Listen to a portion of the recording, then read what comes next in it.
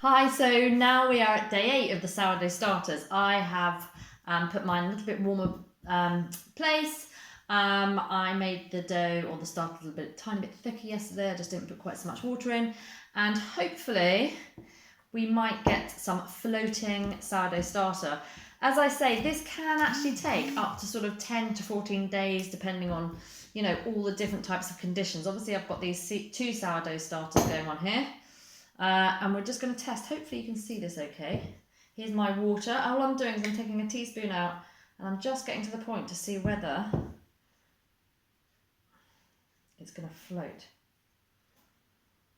Not quite, but I can tell it's not bad. It's not bad at all. It's got air in it. It hasn't sunk completely to the bottom. I don't know if you can see that. It's got lots of air coming out. It's sort of thinking about floating up the side. Now, they're both a little bit different, so I'm going to just try with a different spoon. The other sourdough starter, as I say, it's just a little bit different, and they can sometimes act a bit differently, even though they're being treated identically. Just might sometimes, if you mix it more vigorously, it gets more air into it and things like that. There we go, look at this one. What a great sight. A floating starter. So there we are, this one has completed its task of floating. So that's really good to see. This one is ready. You know, the one in the little jug is ready. The one in the jar is not quite, nearly. It's got bubbles in it. It's thickening up.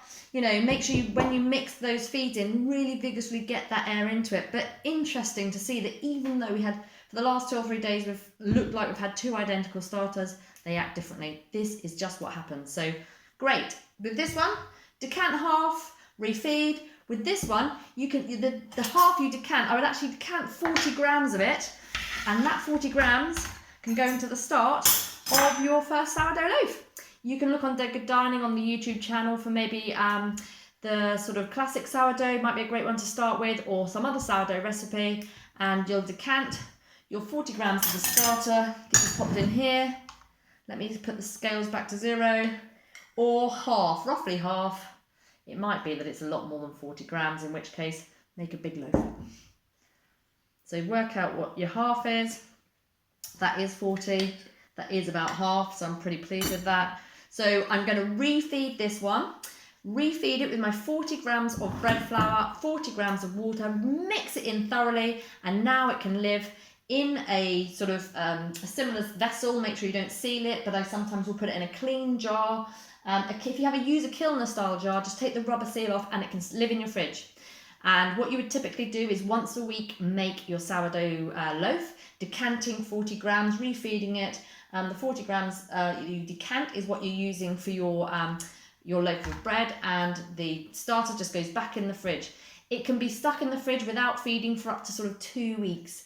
And even if you don't make a loaf of bread within those 2 weeks, decant half, throw it out and refeed it, and then it just stays alive forever. And then you can start maybe sharing it rather than doing what I did and make lots and lots of sourdough starters. So pleased to say this one's ready. Decanted half, adding in my 40 grams more and 40 grams more of water and flour. I'm going to mix it thoroughly, having decanted the amount I've done already, and it's going to live in my fridge.